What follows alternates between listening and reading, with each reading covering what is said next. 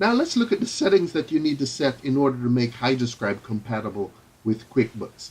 We're going to start with the accounts. So click on Accounts and then click Manage Customer Accounts. And then we're going to select an account from the list and then click the Edit button to access the actual account. We're going to scroll down to where you see the 3 email addresses and then look right above it. You'll see QuickBooks Customer Name. Now the QuickBooks customer name is the name that you gave this customer inside of QuickBooks. It may be different from the name that you applied up here as the first name and last name. Doesn't matter. You must spell this name exactly the way it is spelled inside of QuickBooks. So if there's an uppercase letter here that it begins with, then it must have that uppercase letter. If there's other information behind the name inside of QuickBooks, then you must also put that information here. If it does not match exactly what's in QuickBooks, then when QuickBooks encounters any information for this person, it's going to think it's a new customer. Okay? You don't want that, so make sure you spell everything exactly the way it's spelled inside of QuickBooks. So you'll have to set up all your customers that way. Now, the next thing we're going to take a look at is your sales tax. So let's go ahead and click Menu to get out of here. And we're going to go down to Preferences and then click Financial Settings. So let's take a look at how your sales tax are set up. If you have a single sales tax rate that every customer is charged, you're going to put it in this box that says Sales Tax. So if my sales tax rate were 8%, I would simply put 8 here and hit the Submit button and save it.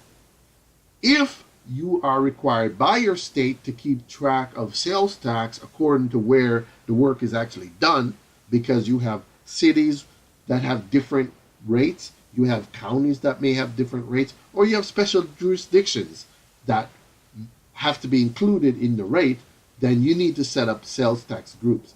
If that's the case, then you would put zeros in the sales tax rate box. You would say yes inside of the Use Sales Tax Group box, like we have here. And then you could also set up what we call the default sales tax group. The default sales tax group is going to be the group that applies to the bulk of your customers. So for example, if you had 100 customers and all but 5 of them were in the same city, then it would make sense to simply set up one group for 95 of your customers, and then all you have to do is to set up sales tax groups for 5 customers, the ones that are different. You don't have to do anything for the other ones. Okay, so we're going to use the same principle to set up our system. Okay, so once you've set this up, you hit the Submit button and save this information. So hit the Submit button and save that information. Now we're going to go take a look at the sales tax groups. So I'm going to click Menu, and you set up sales tax groups from within Preferences. Okay, so right down below in Preferences, you'll see Sales Tax. So you're going to set up the county, city, and any other taxes that need to be set up. And then you're going to add your sales tax group and then include the combinations for each group. Okay? Once you've gotten all of those set up, then you're ready to actually apply them. In our scheme, we set up a default tax group, which is going to apply to 95 of our 100 customers. So we only need to apply sales tax groups to the 5 that are different. The system will automatically use the default to apply to everybody else. So to apply a sales tax group, you go to the pool. Now, if the customer is set up as a single residential customer, you're going to use the pools and then manage pools option. If the customer is set up as a property manager, you're going to use the property management pools option. They both look identical with minor differences, and the method is going to be the same. So I'm just going to use the manage pools option. So I click on manage pools, and now I can pull up a particular pool. And what I'm going to do is scroll to the bottom of the screen where it says show optional info.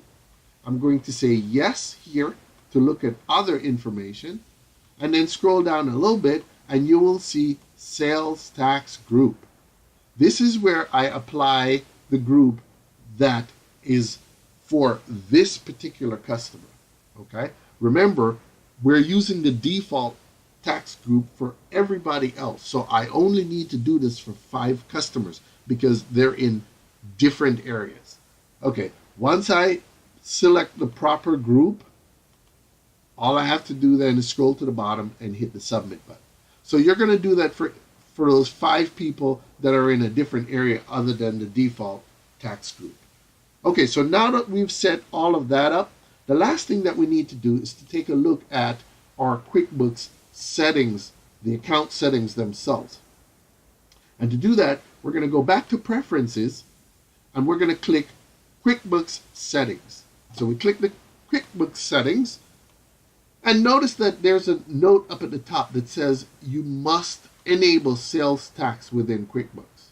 Even if you don't charge a sales tax, and there are some states that don't charge a sales tax, but even if you're in such a state, you still must set up and activate sales tax. And then you can set the default tax rate to 0 if you don't charge a sales tax.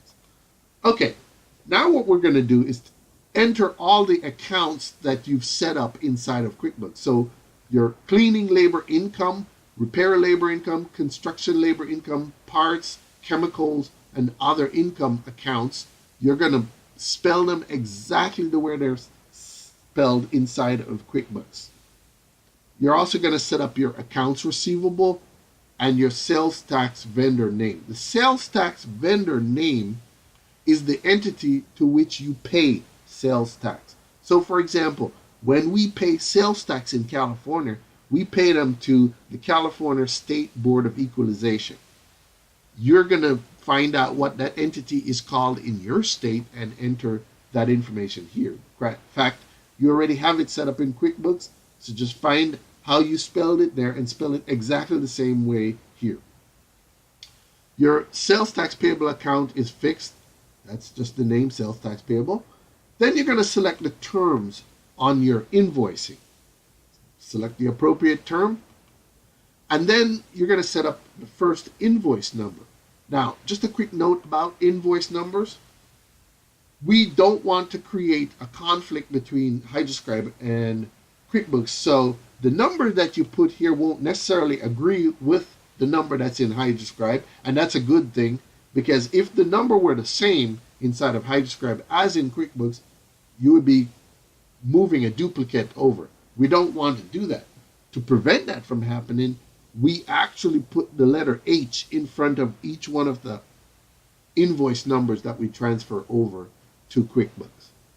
Okay, you're also going to put in the bank account name as it's spelled inside of QuickBooks. And then the last item is the sales tax item name.